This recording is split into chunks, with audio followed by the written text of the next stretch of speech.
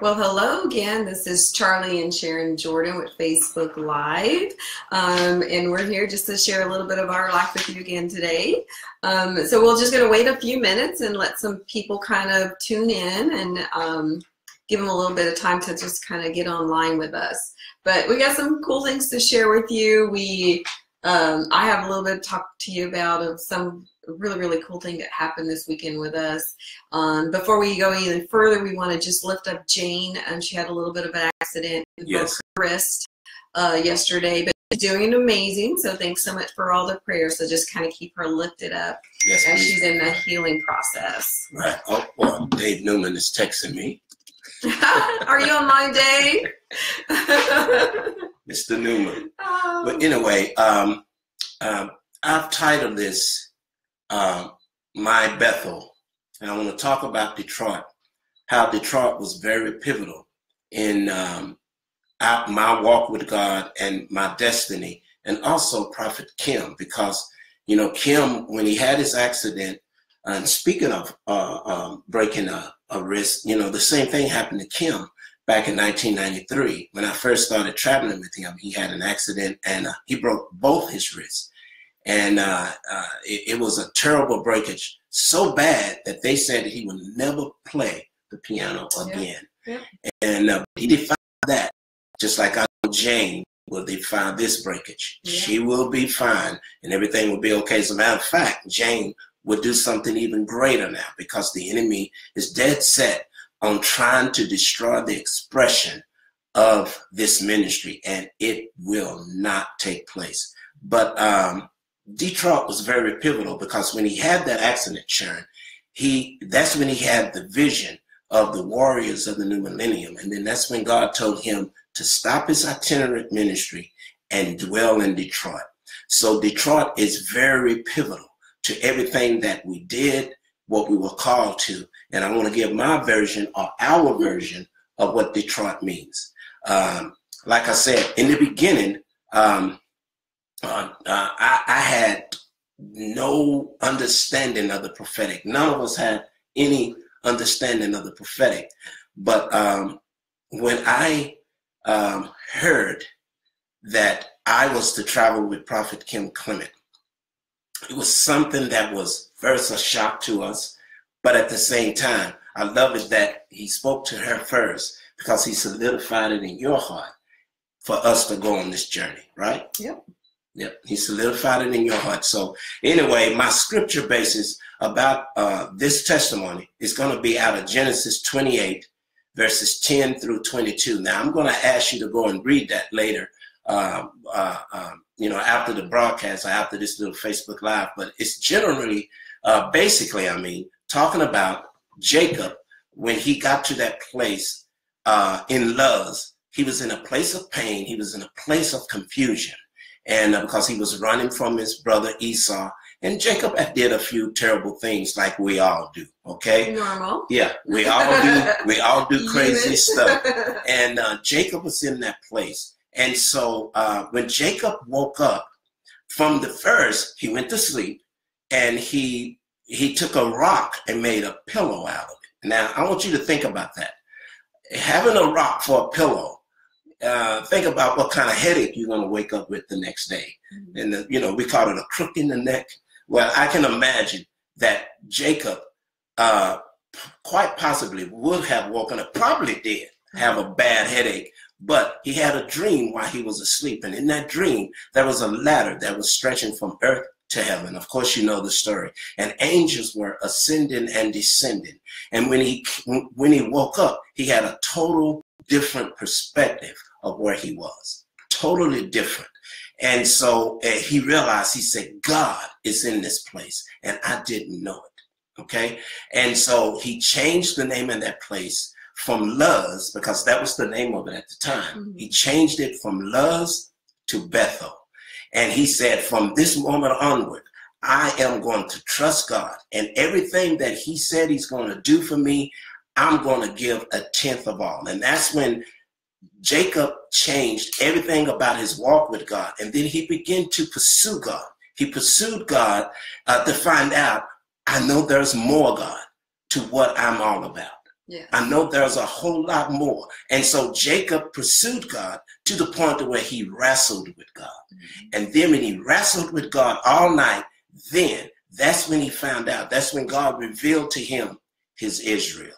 The point of this whole thing is when you get to your place, that place called Bethel, you're going to get there. And once you discover your Bethel, your Israel is coming very soon, because that's the point of this whole message. Discovering your Israel or your destiny, finding out what is your call and election. Prophet Kim taught on this so beautifully. Here's my testimony about Detroit. Now, I was always infatuated with 3 cities in the United States when I was a kid. It was New York, Chicago, Los Angeles, in that order. Mm-hmm. I've always wanted to go see those cities because I was born and raised in a small town, a little town by the name of Lubbock, Texas. I wouldn't say it's super small, but at the time the population was no more than 175,000. And so at that particular time, my parents weren't very wealthy. Matter of fact, they weren't very wealthy at all. And the furthest I've been outside of Lubbock was Dallas, Texas, and that's about it. And so I've always was super infatuated with those cities. And so at 17 years old, I had a particular dream. Now, in dreams before I was 17 years old, I would always dream about New York, Sharon. I would always dream about it, but I was always on the outskirts of the city, looking at the city, looking at the skyline, saying, oh man, there's New York, I'm almost there. But I would never make it into the city. Mm-hmm. With this one particular dream, and I was 17 years old, I was in this city, and I was surrounded by these tall skyscrapers. And I remember saying in the dream, I've made it. I'm here. I'm in New York. And then I heard a voice, and that voice said, this is not New York. Yep. And I said, it's not? Well, where am I? What is this? And the voice said, Detroit. And my next statement was a statement that came from the purity of who I was at that particular time. Because my parents used to get Jet magazine, a publication that came every week. And in that magazine, and those of you that know about Jet magazine, they had different, categories. They would have political, sports, they would have music, and all of these different categories. And in one of the categories was crime. And every time I would read crime, most of the time it was something terrible happening in Detroit. So when that voice said to me, this is Detroit, my reply to that voice was, well, what the heck is in Detroit? Mm-hmm. Because the only thing that I knew at that time was that every time I read something about Detroit, it was about a pimp or a prostitute or somebody being killed or murdered in that city. That city was known for that. And so I had no desire to go there. But the voice said, Detroit is big. And I never forgot that dream. Now, I was 17 years old when I had that dream. Kim was 17 years old when he met Christ, when he was lying in a pool of blood. Had just been stabbed and was near death. And he cried out to God. He said, Jesus, if you're still walking the streets today, please come over and heal me and save me. And immediately that happened. He was 17 years old when he had that encounter. Right. I was 17 years old when I had that encounter with God about Detroit. If you guys can remember some of our earlier Facebook Live broadcasts, if you want to call this that, I said that Kim and I, before we were formed in the womb, I know that we were called to go on this journey together, without a doubt, without a doubt. And so this was just another event or another thing that took place that now in hindsight, I know without a doubt that we were called to go and do what what I've been doing for the last 25 years. And so I had that dream. I woke up. I never forgot that dream. Okay. Never forgot it. And so now let's fast forward. I got saved.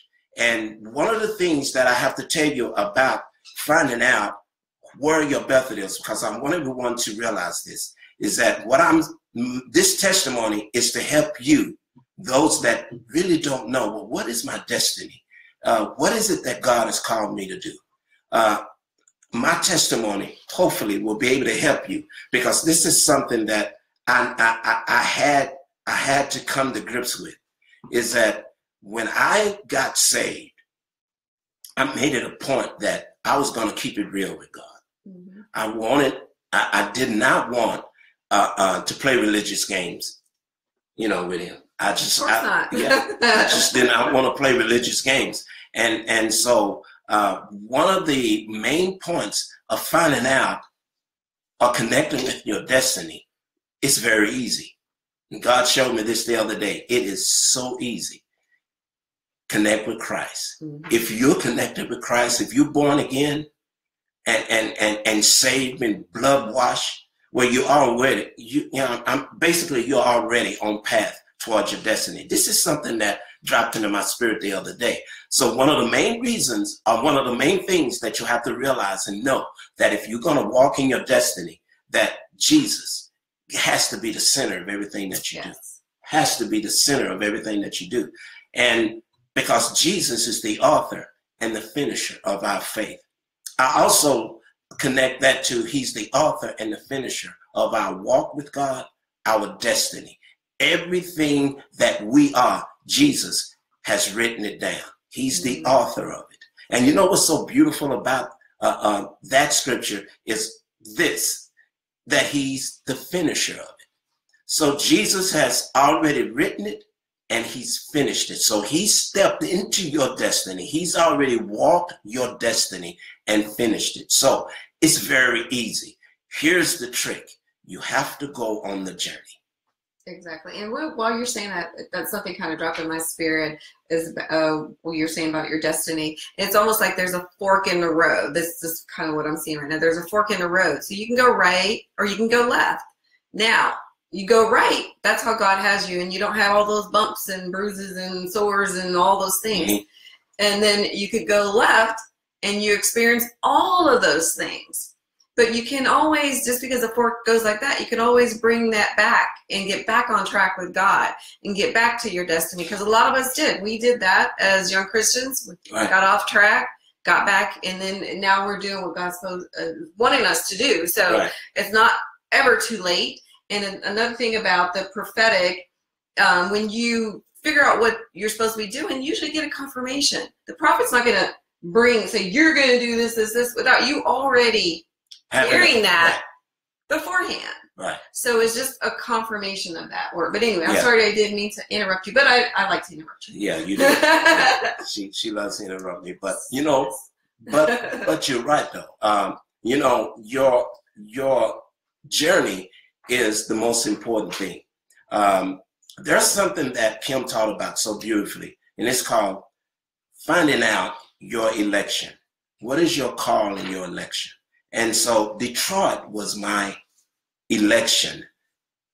Well, actually, a little bit of both, my call and election, because when I got to Detroit, that's when I discovered everything that God wanted me to do. Okay, so I'm going to fast forward to now. I've made it to Detroit. I got saved. My journey began. I hooked up with Kim in 1993, and we began to travel. And when Kim had his accident and God told him to stop his itinerant ministry to go to Detroit, here we are in Detroit now. I don't forgot about this dream, guys. I've totally forgot about this dream up to this point. And I was just jazzed that I was traveling with the prophet and doing the work of the kingdom for, for God. And so we're in Detroit this one night. And it was a stormy night. And the place was packed. The place was packed. There's about 2,500, 3,000 people there. And we was worshiping. And there was a violent thunderstorm that was going on outside. But we were still conducting the meeting. And all of a sudden, the power went out. And Kim was on his acoustic piano. He was on that grand piano. Now, all the other instruments that were electronic, everything shut down but Kim's piano. And we were singing one of his iconic worship songs. I love your word. I love your spirit and your voice calling my name out loud. And the place was singing it. And then when the power went off, the emergency lights came on. And the only light that was shining up on the stage was shining up on Kim across the back, from the back of the church across the stage onto Kim. And Kim had us all just continue to sing, I love your word. And as we were singing, the people got louder, the anointing got heavier. We just began to really worship. And you could feel the presence of God just dropping in the place. And then all of a sudden, I heard that same voice that I heard at 17 years old. Charlie, look at where you are. And as we were singing, I began to look up and I said, right, I'm in Detroit. And the Lord said, yes, you are. And I said, yes, Detroit is big. And then that's when I realized that the place that I called hell, the place that I called a place that I didn't want to go to, a place where I said, no, I want to go to New York. I want to go to Chicago. I want to go to Los Angeles. I want to go to those three places. But the Lord needed me in Detroit. And when I realized that I was there, then that's when I realized God is in this place. And I didn't know it. My destiny is in this place. And I didn't know it. And then when I realized that I had gotten to my place called Bethel, that's when the door of heaven opened up. Now I'm going to tell you the best part of this testimony is because, in Revelations 4, verse 1, it says, now come up here. This was exactly after John the Revelator got the word from Jesus about the messages that he wanted to be sent to the 7 churches. And so now come up here, for I will show you your future and election. Basically, that's what it's saying. Mm-hmm. After these things, I looked, and behold, a door standing open in heaven. And the first voice which I heard was like a trumpet speaking with me, saying, come up here, and I will show you things which must take place after this. The minute I realized I was in my Bethel, the very next meeting, you're going to love this. The very next meeting, Prophet Kim decided to go out the next day, and Dr. Lance Waldner was in these meetings. Pastor Michael Babin was in these meetings, and several other dignitaries was there. And Kim decided to go shopping that morning. He went shopping and he bought me a pair of purple suede boots. Prince Purple. Yeah, Prince Purple. And he said, he just said, I gotta go buy he nicknamed me the Ritz. He said, I gotta go buy Ritz these boots. And so he went to go buy these boots. And so he brought the shoes to the meeting that night, not really knowing why. Basically what he was gonna do after the meeting, he was going to give me the boots. But now we in the meeting, Kim decided to wear a blue suede shirt. Not suede, satin, I'm sorry, a blue satin shirt. And, and I had on a white cotton shirt. And, Kim and I, our meetings, we do a lot of movement. We do a lot of running around. There's a lot of activity. So we sweat a lot. Now, if you're in a satin shirt, you're going to really sweat and that shirt's going to stick to you. He had on the blue satin shirt. I had on a white cotton shirt. Now we in the middle of the meeting and things are going good. We all hyped. The crowd is amped up and we're having a great time. And then all of a sudden he stopped and he started pulling at his shirt and he looked down at Lance and he said, Lance, get up here. You have a word. And Lance was like, what? Come on. And so Lance had to come up on the platform. Kim grabbed me and we went backstage. Now at this church in Detroit, they had a thin curtain. And that we were standing behind the curtain. Now you could see what was going on behind the curtain. Now Lance is out, not knowing what to say, but just saying something, just trying to kill time. Kim said, we need to change shirts. I said, what do you mean we need to change shirts? He said, man, this shirt is sticking to me too much, man. I want your shirt. Give me Give me your shirt. I said, you want me to put on this sweaty shirt? Yeah, give me the shirt. So we're back there changing our shirts, and people are watching. People are seeing this. And so I'm like, okay, oh, it was great. It was great. So we're back there, we're exchanging shirts. And then in the middle of doing it, he said, Charlie, this is prophetic. Come on, get back out of here. Come on, hurry up. So now I come out. I got on his satin shirt, and he's got on my cotton shirt. And the place begins to laugh. Everyone begins to laugh. And Kim said, Michael, bring me those shoes up there. Bring me these shoes up here. Okay? And so now here comes a box of shoes. And he comes up and he grabs me by my hair. Kim does. Get out here on the center of the stage. And, he grabs me by my hair. Everybody's cracking up. And he said, this is a prophetic moment. He put those shoes out and he placed those shoes by my feet. Now, I wear a size 13. So imagine some suede boots. Whoa. Yeah, they look like skis. Right? He put this out and he said, this is a very prophetic moment because now God says this to you. As you were flying over the South China Sea back in 1988, the devil came and said, now I have him. What was happening then? Let me just clarify what I'm saying here because I'm excited about this testimony. What I'm saying here is this, is that in 1988, I was a secular musician and I was on my way to Singapore. I wasn't saved. Yeah, I wasn't saved. and when I was flying, this is what God said, the enemy said. In 1988 said, now I have him. I got him. So the word was, when as you was flying over the South China Sea, the devil said, now I have him. But God says, no, you can't have him because he just might become the prophet that I've called him to be. But now you are in Detroit. Now you've made it. Now you are that prophet. You are called to the office of a prophet. Now these shoes will be placed on your feet. Basically, your feet will go to this place. You go to Canada. You go to Africa.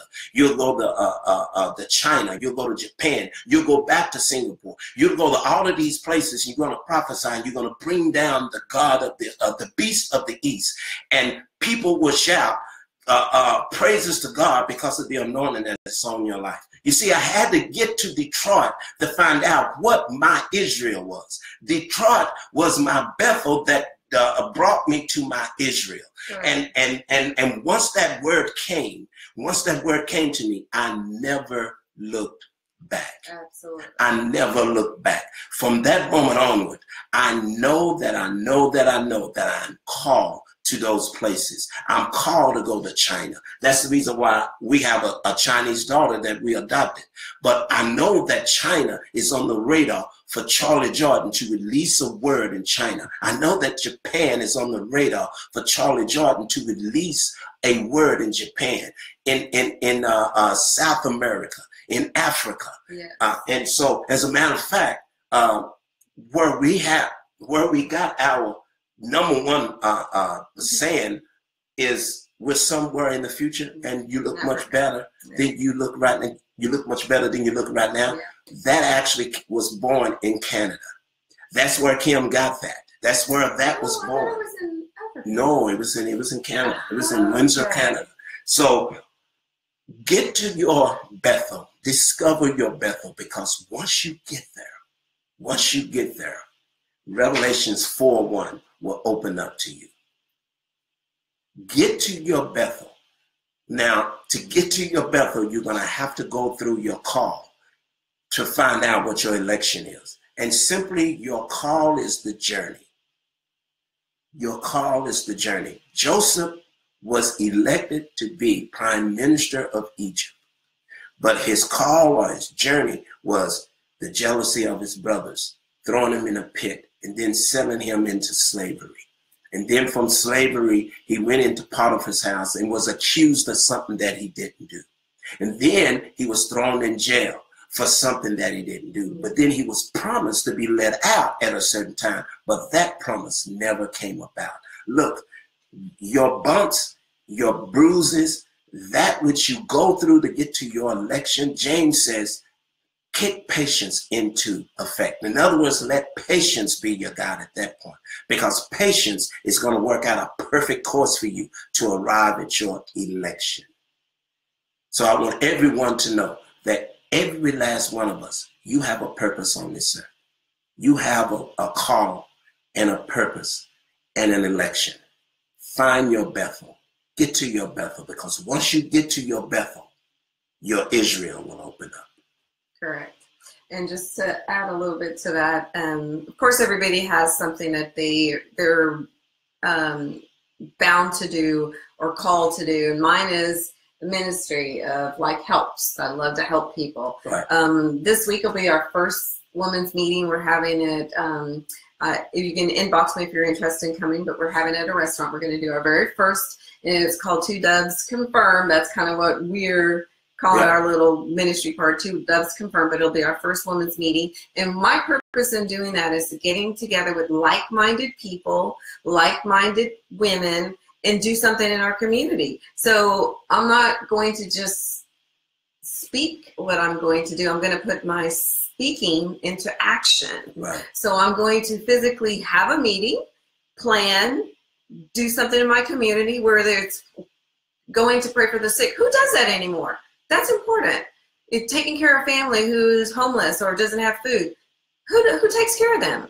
We're supposed to be doing that. Right. So that's part of what we want to do. My daughter has a dream of doing something for preemie babies in the hospital. So we're going to work on different projects. So whoever wants to get involved, just inbox me. And I will have a meeting this Friday. I'll tell you more about the details about that. But I just want to, from this point on, just to encourage you. But one thing I did want to say, and Charlie really talked about something that was really, really important. We had an amazing miracle happen to us.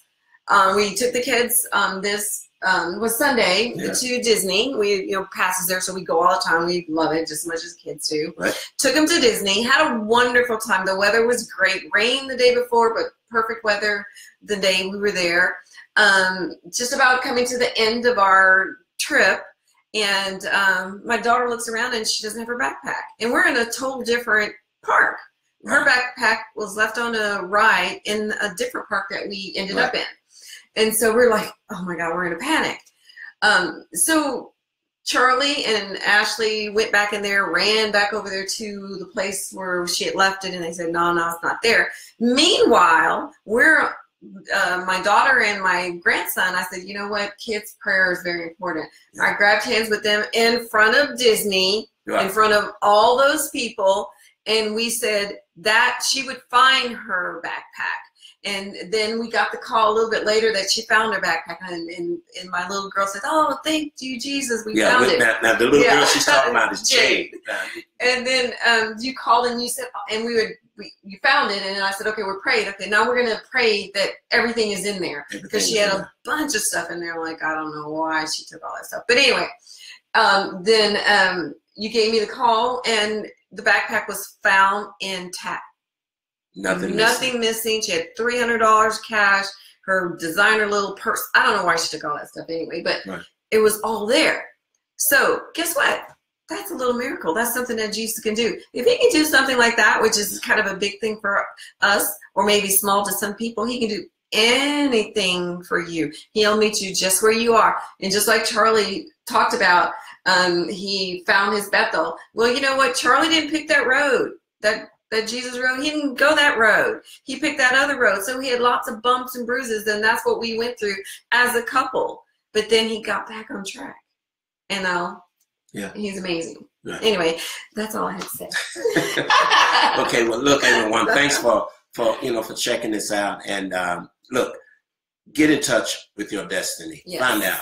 That's what we do at House of Destiny. That's the main thing that we focus on.